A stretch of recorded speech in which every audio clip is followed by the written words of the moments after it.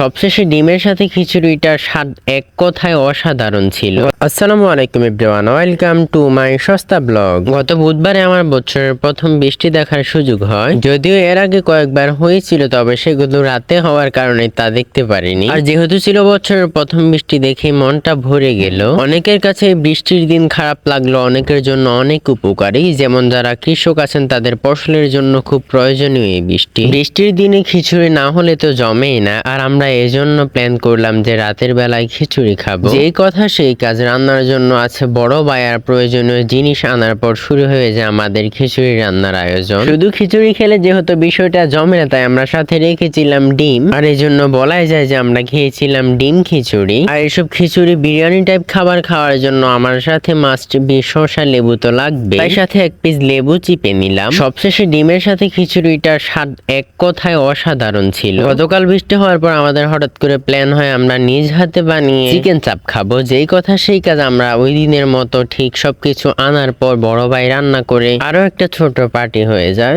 ধন্যবাদ এভরিওয়ান এতক্ষণ পর্যন্ত আমার আজয়েরা বকবক শোনার জন্য। আজকের জন্য আল্লাহ হাফেজ।